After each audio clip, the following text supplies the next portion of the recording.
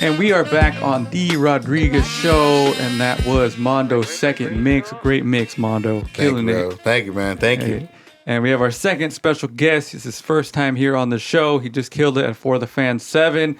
Zenaloa, what's up, man? What up, Rodriguez Show. Yeah, hey, thanks for having me, man. Of course. Been watching your show for a minute.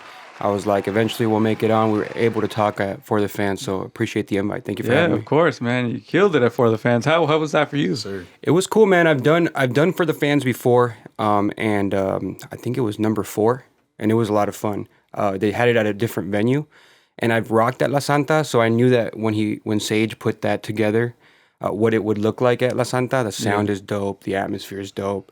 It's right in the middle of downtown Santa Ana. It's like the right place to be. So it was great. It was a great experience. I really liked this time around.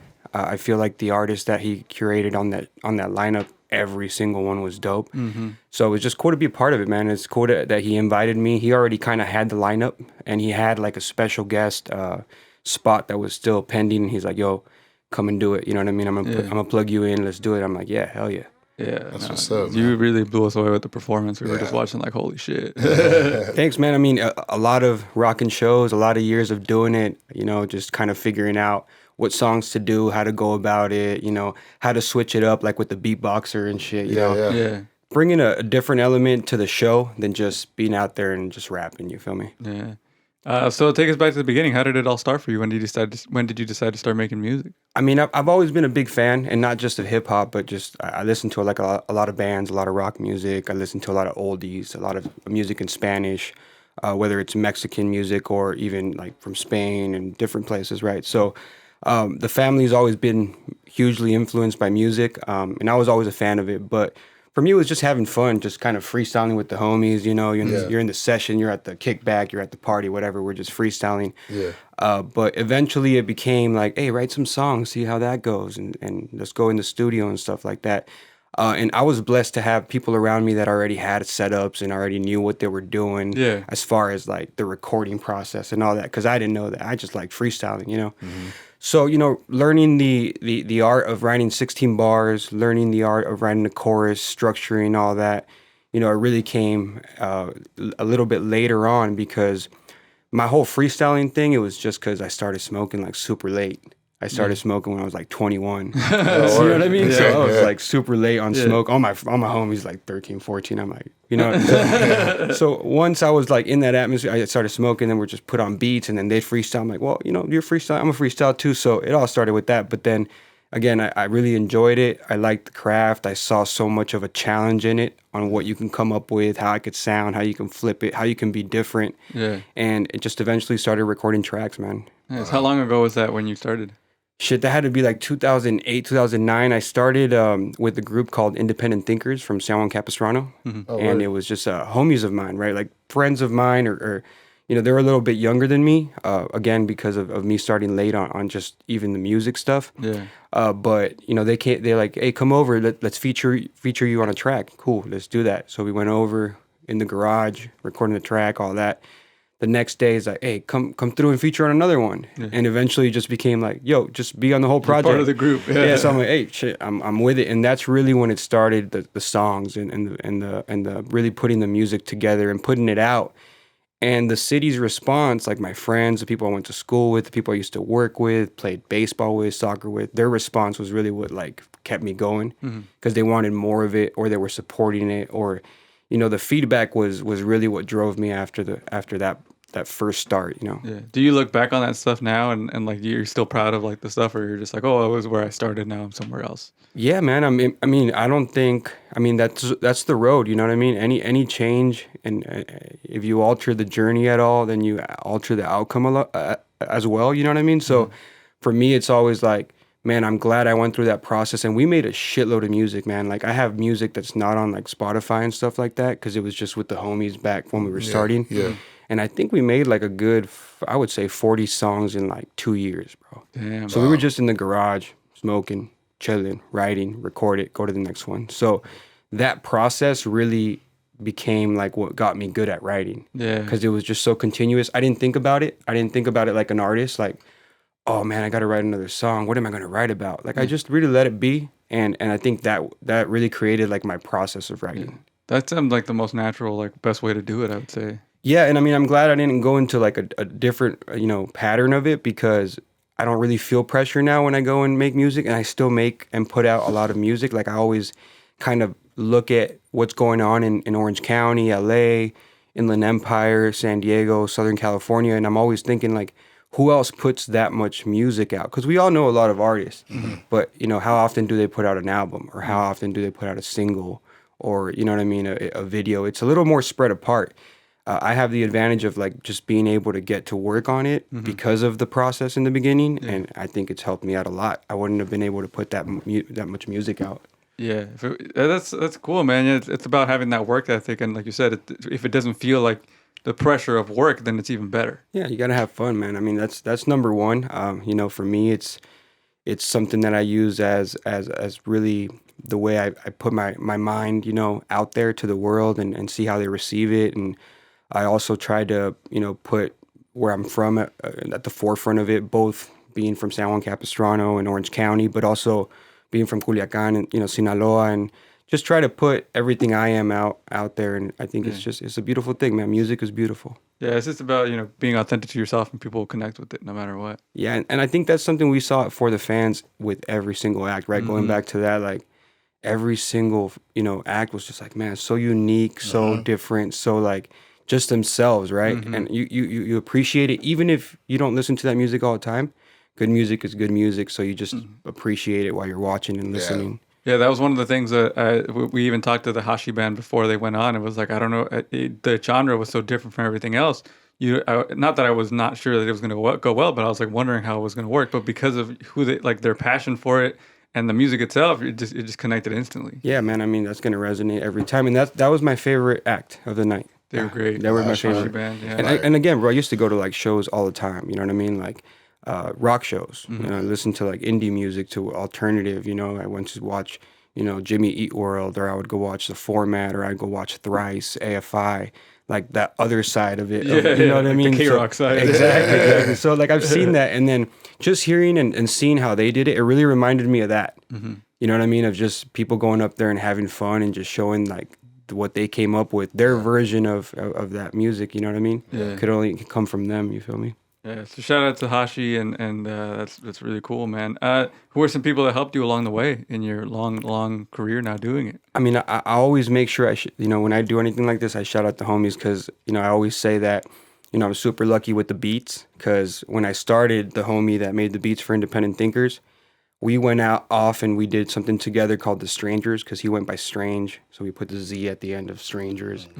And he produced all of that, right? And then I went to, one of my best friends, Eddie Rome. His name's Eddie Rome, and he's really only produced for me. He used to produce his own music, but he laced me with a whole album of beats, right? And then after that, Junio, which produced my last two records, same thing. Buddy of mine, I've known him since he was like 6 or 7 years old, a little bit younger than me, but he got on it and he just threw a bunch of beats at me. Nice. So I'm super lucky that I have, them as producers. Yeah. Because I think as a rapper, that's super tough, man. Having to approach somebody you don't know, or work with someone you don't know, the business side of it with somebody you don't know, all that stuff is like super complicated, or can get super complicated, right? Yeah. But when you're dealing with just homies, like it's easier to have certain conversations. And again, that for me, I've always felt lucky when I get that beat pack of 5-10 beats, and it's just the homie saying, "Hey, look, this is what I cooked up." And because they've been working with me for so long, or even listening to my music for so long, they kind of catered to me. So when they make beats, like one of my last singles that I put up, Benji Gill, it's like a guitar. It sounds like a corrido sample. You know what I mean?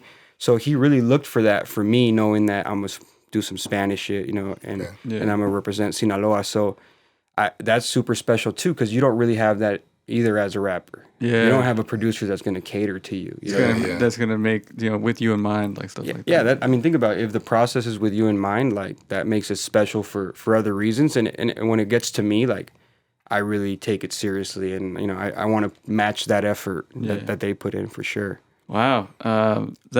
It sounds like I keep saying, like it's the most natural way for you to get this done is like you're working with people that you like, that you're friends, and it's just growing from there. So Is your family from Sinaloa? Are you from Sinaloa? Is that why you picked the name? Both my parents and my grandparents are all from Sinaloa.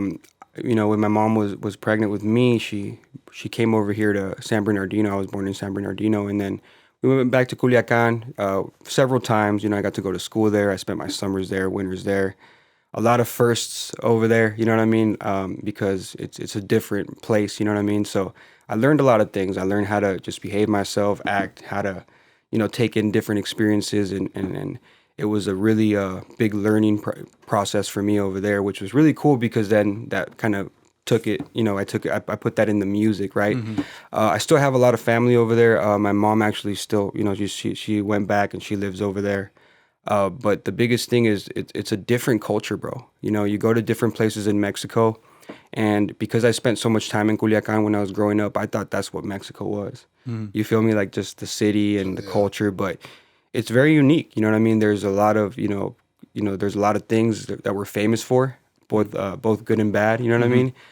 But I think all that is just part of life out there, bro. And Yeah. I think it's very heavy accountability over there, bro. You really need to know how to be respectful, how to just go around different situations, and I think that Yeah. was big for me because when I came back with that mentality, it really set me apart on just how I navigated, through things in life. Yeah, more like self-preservation and like trying Yeah, to, man. Yeah, and then it taught me to appreciate my life a lot more. You know what I Yeah. mean? When I went over there and I saw, certain struggles and certain things that my homies were going through and things like that. I'm like, man, I'm fucking blessed, right? Yeah, So yeah. yeah.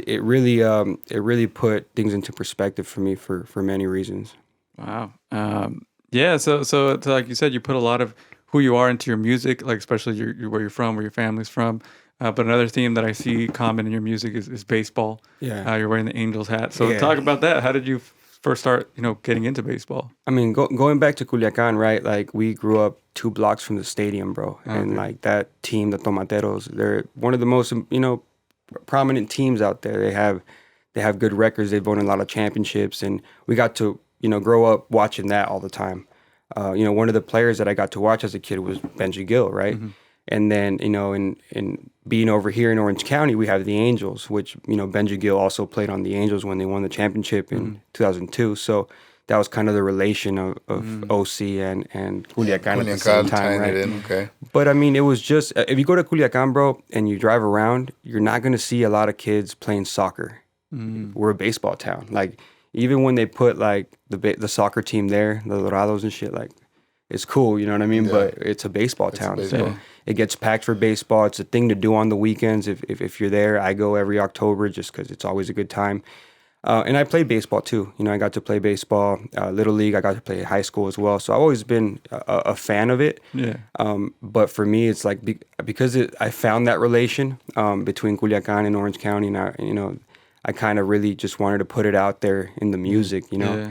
and people understand it. If there's a lot of peloteros out there, and they hear and like, oh shit, I get exactly what he's talking about. And in rap, we hear a lot of basketball references. We don't hear that many baseball references. true. So I thought I'm gonna be that guy that just that he's gonna drop some Brings that. baseball references. Okay. I actually just wrote a verse and like one of the bars is like one more baseball reference, I'm gonna hit it out the ballpark.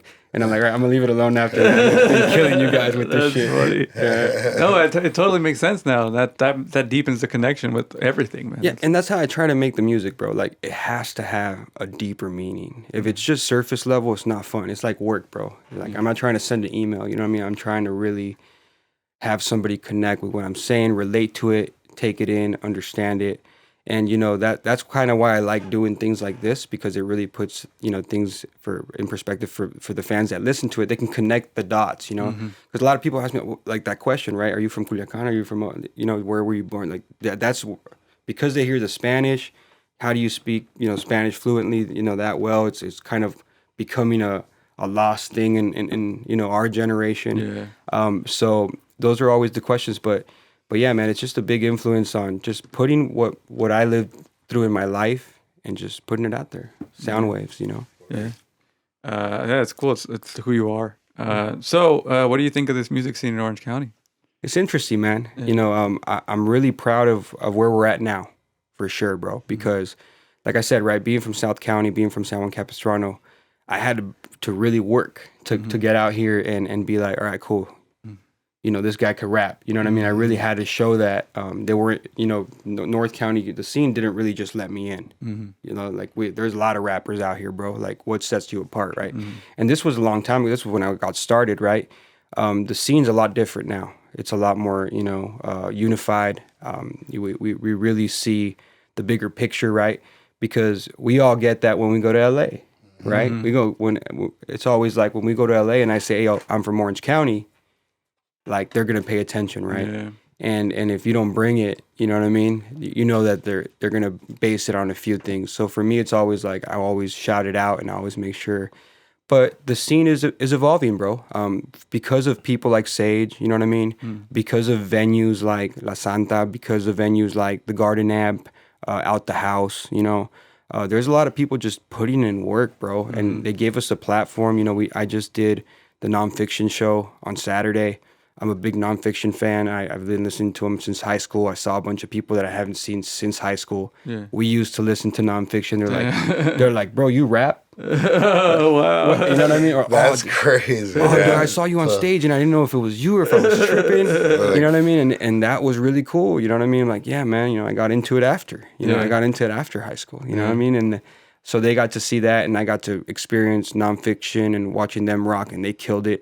And I got to experience it with the same people I would listen to that shit with back in the day. That must have been like a blast from the past. It was, bro. And that's why when I was going home, I was like, man, that was so interesting for so many reasons. People I haven't seen in like 15 years plus, and then a really big act in my life, nonfiction, big influence that I've never watched live.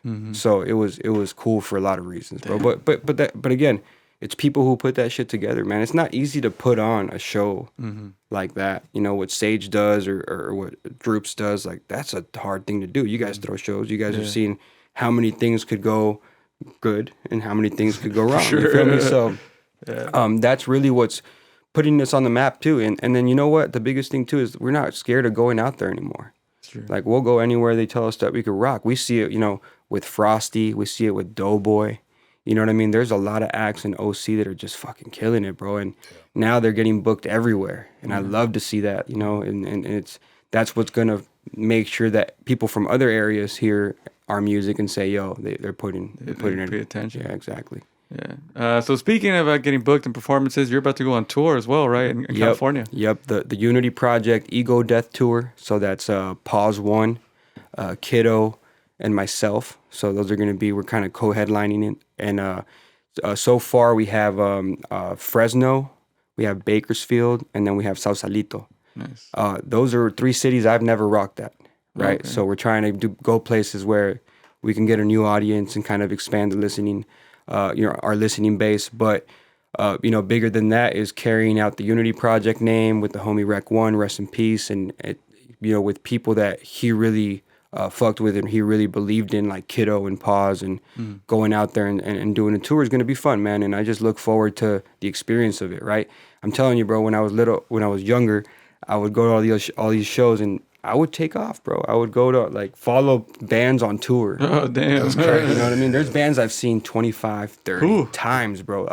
So there's a band from Laguna Hills, down south, South OC, named Limbeck. And they're like a country alternative band, right?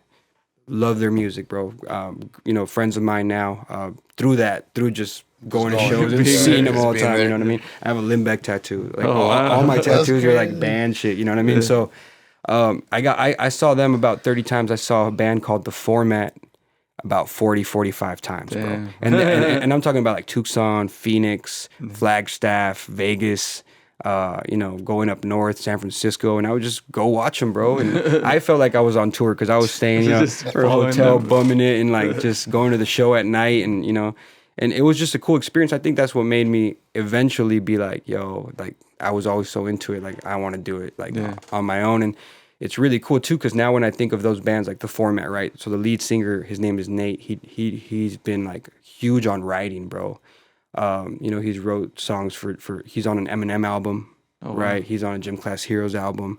He's wrote for like Pink.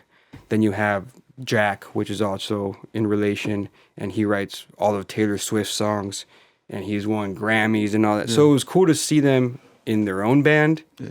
before they became like that. You're talking about Jack Antonoff? Yeah. What? Yeah. That's So, crazy. so he's from a band called Steel Train, Yeah. and Nate and Jack have a band called Fun. Fun, yeah. So these are the cats I followed all the way. Wow, that's so Trips you out, right? Yeah, that's so right. and I got fun lyrics, I got format lyrics all over me. You know what I Holy mean? shit, I got yeah. the whole album cover for the format right here, and that's why I'm saying, like, for me it's like cool to see that, because I remember I watched them at KUCI.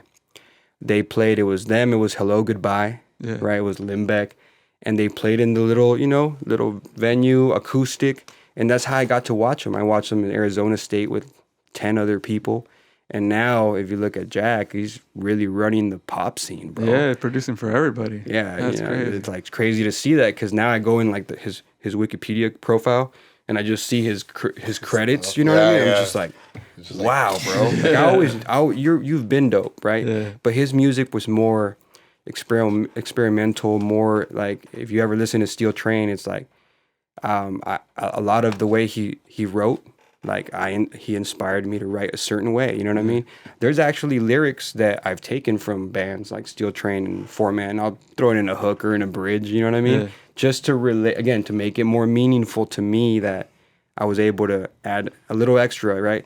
And then again, who's gonna put Format or Steel Train lyrics in a hip hop song? No, yeah, no, You feel that's me? so different, So yeah. it adds to it. You feel me? Wow. But that's tight that you knew who he was, man. Yeah. Not a lot of people know who that is. You know what I mean? But yeah, it's just watching him at Chain Reaction as a kid. That shit was tight. Man. Wow. You know what I mean? Chain Well, reaction. that's dope, yeah. man. Well, thanks for being so open about, all your influences. Before we get to the performance 60 Seconds With, what else are you excited to do this year? Right now, man, is I'm finishing up another project, right? So this is going to be my third project in 3 years. So I'm trying to make it like a little trilogy thing where the first one was called Why I Oughta, right? And it was 12 tracks. A lot of dope songs that are very meaningful to me. And a lot of dope artists helped me out with that. Zay is on that. We have, a lot of really dope rappers too, like News. He's from Orange County. So I always try to bring the cats that I started with, throw them on my album, right? Two of my friends that I started with, Bobby Lungs and R. Loya, they're on it too. Then I made a project called Fair Enough. And if you hear the kind of phrases that I'm using for the album title, right? Like Why I Oughta, and then Fair Enough. And then the last one's called Ya Dije. And that was going to be another 6 tracks. So I'm dropping the first single for that next month, and it's a single called Danger Zone. It's produced by LD from LD and Ariano. Ariano does the hook, Technicality, and then Rocka from Dilated Peoples is on it too, which is, again, fire. super special for me because, on the other side of it, I also got the Dilated tattoo. You know what I mean? Oh, Like, he so- does. so this is full circle. I got this when I was like 17, 18 years old. So now I got to, be able to work on music with them and do that is full circle. So I've been holding this song for a long time to where I felt I had a good audience and a good listening base that it would be worth it. That's going to be the first single, but there's still super dope tracks on it. I have a song that I'm working on with Frosty. I have another song that's just going to be like basically me and my 2 sons on the hook, right? It's a song about them, so I kind of wanted to include them in it too. But I'm really excited to put this project out because after this, I kind of just want to work on singles and kind of put the kind of effort that I put into an album into a single and see where that takes me, just as something different. Because committing to a project is a big deal. Yeah. Finding beats that go together, having a common theme, making them all sound, relatable. It's really like an idea I have in my head, and I always try to bring the puzzle pieces, but it's a lot of work, right? And I want to see what it would look like if I just focused on just one song at a time. Like the restraint of like having to put something together like Yeah, that. because sometimes I can't work on something that I want to work on because it doesn't go with the rest of them, right? So I'm limited on it, but now I'll be able to just kind of have, the flexibility of whatever you feel like doing, do it and put that kind of effort that you put in an album into that single and see what comes from it. Wow. Trying new things, man. Yeah. Well, I'm excited for everything you got. Excited for the project and the singles and for the performance you're going to do today.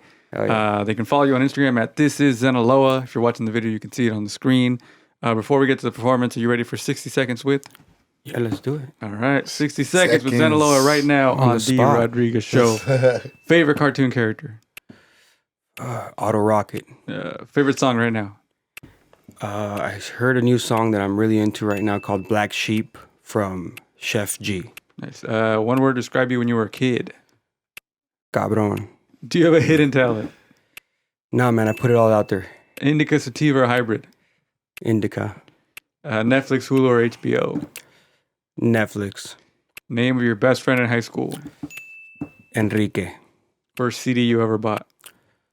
It was, I think it was Hanson Mbop, bro. Nice. Not gonna lie to you on that one. First song you illegally downloaded? Illegally, Any Man from Eminem from Raucous Records compilation, yeah. Favorite movie? I like Pool Hall Junkies a lot, but I also like Casino and Goodfellas a lot. Yeah. Those are classics. Jim Carrey or Will Ferrell? Will Ferrell. And your favorite thing about music? You can answer. Favorite thing about music is what I get left with when I put it all out there. Nice. Yeah. Now 60 seconds with Zenaloa right Hell now. yeah. Are you ready to do the track? Yeah, let's do it. All right, right now performing. He's here. This is Zenaloa on the Rodriguez Show. Yeah. Yeah. Zenaloa. Peep it. This is Hits 101 Radio. The Rodriguez Show. I'ma spit some shit for y'all real quick. Takes a match to burn a bridge. If you're never going back, I walked around the fire and never fell through the cracks. Takes a match to burn a bridge. If you're never going back, I walked around the fire and never fell through the cracks. I'll continue on my path, no more living in the past, cause you never know. Yeah, yeah. Takes a match to burn a bridge. If you're never going back, I walked around the fire and never fell through the cracks. I'll continue on my path, no more living in the past. See all my insecurities recovered by obscurity. And never it occurred to me that this would be the end. It seemed so absurd to me and left me in uncertainty of anything you heard of me. But now I'm back as Zen. So if anything you learn from me, I hope that it's the currency. Both sides of what currently is going down again. So what you seeing blurrily, just what I prefer to be. While you still spitting nervously, I guess it all depends. Yeah, and in my absence they just sat and relaxed. I love to see them react from what I spit on the track. I'll be sharpening my skills, that's a matter of fact. Rome himself told me to build when I'm under attack. So with the water my back, no risk of a backstab to match that paranoia in me that must have dug past things I bury deep and trust that I've saved the very best of me for my last laugh. If you're never going back, I walked around the fire and never fell through the cracks. I'll continue on my path, no more living in the past, cause you never know. Takes a match to burn a bridge. If you're never going back, I walked around the fire and never fell through the cracks. I'll continue on my path, no more living in the past. Si fueron pensamientos los que llegaron lentos, si fueron sentimientos pues ahí déjalos adentro. Yo soy admirado por la forma que concentro del centro de mi templo. Yo soy el mejor ejemplo. Si son columnas en papel, ya escribí 500. Es dangerous Spanglish. Yeah.